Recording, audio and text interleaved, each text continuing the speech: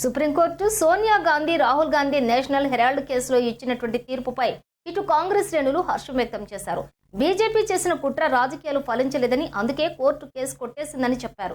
దీనిపై నాంపల్లి కాంగ్రెస్ ఎమ్మెల్యే ఫిరోజ్ ఖాన్ మాట్లాడారు. అదేవిధంగా కాంగ్రెస్ లీడర్ సంధ్యారెడ్డి మాట్లాడుతూ బీజేపీ అంటేనే నీచ రాజకీయాలు చేస్తుంది. సెంట్రల్లో బీజేపీ, గతంలో బీఆర్ఎస్ ఇవే రాజకీయాలు చేసింది. అయితే ప్రస్తుత బీజేపీ ఇవే రాజకీయాలు చేస్తుందని సంధ్యారెడ్డి అన్నారు.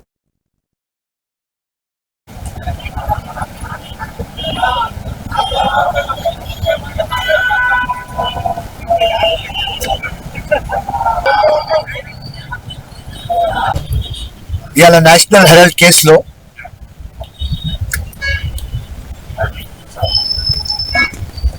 చార్జ్ షీట్ ఫైల్ చేసినప్పుడు రౌజ్ అవెన్యూ కోర్టులో జడ్జ్ గారు కేటగారికలీ స్ట్రేట్ గా నేను ఇది చార్జ్ షీట్ ఒప్పుకోను, దీని మీద ఎఫ్ఐఆర్ అయినప్పుడు మనీ లాండరింగ్ లేదు, నేను ఒప్పుకోను అని జడ్జ్ గారు చెప్పినారు. ఇది ఒక కాంగ్రెస్ కి ఒక మారల్ విక్టరీ అయింది. ఫస్ట్ డే నుంచి మేము చెప్తున్నాం, ఈడీ కానీ, సిబిఐ కానీ, ఇన్కమ్ ట్యాక్స్ కానీ, ఎలక్షన్ కమిషన్ ఆఫ్ ఇండియా కానీ వీళ్ళకు ఒక వెపన్ లాగా యూజ్ చేస్తున్నారు అపోజిషన్ మీద. మా మీద నేషనల్ హెరాల్డ్ కేసు బుక్ అయినప్పుడు మేము చెప్పినాం, ఒకవేళ కేసు బుక్ అయితే సొసైటీ కేసు కావాలి, దీనిలో ఈడీ పని ఏం, కానీ అనవసరంగా ఈడీకి తీసుకువచ్చిన. ఇవాళ మా మారల్ విక్టరీ అయింది. లోకంకి తెలిసింది ఈ బాడీలకు వీళ్ళు యూజ్ చేస్తున్నారని.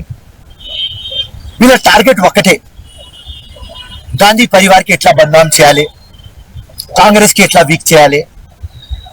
మన్రేగా ఉన్నది, దానికి మహాత్మా గాంధీ పేరు తీసేసి వికసిత్ భారత్ జీ రామ్జీ అన్నారు. రామ్జీ ఆయన దేవుడు, మేము పూజిస్తాం, ఆదరిస్తాం. కానీ మహాత్మా గాంధీ పేరుతో బీజేపీకి ప్రాబ్లం లేదు, గాంధీ పేరుతో ప్రాబ్లం వాళ్ళ. సో గాంధీకి అడ్వాంటేజ్ వస్తుంది, పొలిటికల్ లాభం వస్తుంది మన్రేగాలు అని ఆ పేరు తీస్తారు. సో బీజేపీ ఐడియాలజీ ఎట్లా నడుస్తుంది అంటే, ఏదైనా చేయాలి, గాంధీ పరివార్కి బద్నాం చేయాలి, కాంగ్రెస్ కి వీక్ చేయాలి. మేమేం చెప్పడానికి పోతున్నామంటే, కాంగ్రెస్ 130 years old పార్టీ. ఇది ఒక కేసు, దీని గురించి ఈ మోడీ గారు, అమిత్ షా గారు దేశమంతా ఒకటై కాంగ్రెస్ పార్టీని ఇబ్బంది పెట్టాలి, సోనియమ్మను, రాహుల్ గాంధీ గారిని ఇబ్బంది పెట్టాలని. వాస్తవానికి రాహుల్ గాంధీ గారిని మీరు టచ్ చేయడం కాదు, ఇలా ఓటు చోరు గురించి దేశవ్యాప్తంగా ప్రజలందరూ చెప్తున్నారని చెప్పి డైవర్ట్ చేయడానికి ఇవాళ నేషనల్ హెరాల్డ్ కేసును తీసుకొచ్చారు. ఎన్నిసార్లు తీసుకొస్తారా? మీకు సిగ్గేం లేదురా నాయన. మీకంటే కోర్టులు, తెలంగాణ రాష్ట్రంలో బీఆర్ఎస్ కు రాజ్యాంగం మీద గౌరవం లేదు, మీకు కోర్టుల మీద గౌరవం లేదు బీజేపీ పార్టీకి. మాకు కాంగ్రెస్ పార్టీకి రాజ్యాంగం అన్నా కోర్టులన్నా గౌరవం ఉంది, మేము కోర్టు ద్వారానే కొట్లాడతాం. కోర్టు కొట్టేసి నా కేసును తీసుకొచ్చి అమ్మని తీసుకొచ్చేసి వాళ్ళిద్దరిని తీసుకొచ్చి ఇంటరాగేషన్ చేసి టార్చర్ చేయడం అనేది అది బీజేపీ పార్టీకే, వాళ్ళ చిత్తశుద్ధికే వదిలేస్తున్నాం. నికాసైన పార్టీ గాంధీ కుటుంబం అనేది త్యాగాల కుటుంబం. ఇలా బీజేపీ పార్టీకి చిత్తశుద్ధి, సిగ్గు, శరం ఏమన్నా ఉంటే నిజంగా మనీ ల్యాండింగ్ జరిగింది అనుకుంటే మీరు ఆరోపించారు కదా, అది నిరూపించాల్సిన అవసరం ఇవాళ మోడీ గారి మీద, ఇవాళ అమిత్ షా గారి మీద ఉంది. మీరు ఏం చూపించండి, ఊరికనే మీరు వచ్చి చెప్పినంత మాత్రమే దేశంలో ప్రజలు ఎవరు నమ్మరు.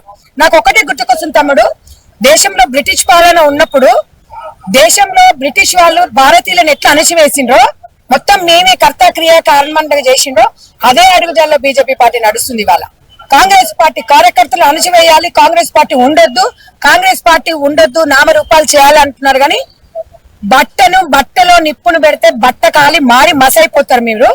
ఇవాళ వాళ్ళు అంతే, వాళ్ళ అవసరం అనుకున్నప్పుడు అంటారు. ఇప్పుడు ఓటు చోరీ గురించి చెప్తున్నారు కాబట్టి దీన్ని తెర మీదకి తీసుకొచ్చారు, ఏదో రకంగా చేస్తున్నారు. నేను అనేది ఏంటంటే, చట్టాల మీద గౌరవం ఉంది కాబట్టి వాళ్ళు ఎఫ్ఐఆర్ చేయని కేసుని వాళ్ళు ఏం చేయడానికి ఉండదు. పైచాచిక ఆనందము పొందడానికి ఇట్లా రాజకీయంగా లబ్ధి కోసం చేస్తారు తప్ప ఎందుకు అనంటే, ఇదే ఇప్పుడు జాతీయ ఉపాధి పథకం అనేది ఇవాళ బలహీన వర్గాల కోసము గ్రామీణ ప్రాంతాలలో ఆ కార్యక్రమం అది పెడితే దాని పేరు తీసి పేరు మారడం వల్ల ఈయనకేమైనా లాభం ఉందా? అట్లా సరే, మీకు ఆ పేరుంటే మీకేం నష్టం జరిగింది మరి చెప్పండి.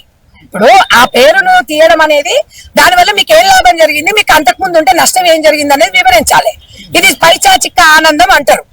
గాడిద కొడుకులు, బీజేపీ నా కొడుకులు ఒక్కటే చెప్తున్న ఓటు చోరీ మా రాహుల్ గాంధీ గారు చెప్పిన విషయము తెలంగాణ రాష్ట్రంలో సర్పంచ్ ఎలక్షన్ లా మాకు బయటపడింది. నిజంగా మీకు చిత్తశుద్ధి ఉంటే ఇవాళ 12,700 పైచిలకు గ్రామ పంచాయతీ ఎలక్షన్లు అయితే 500 గెలుస్తారు. సిగ్గుందా? శరం ఉందా?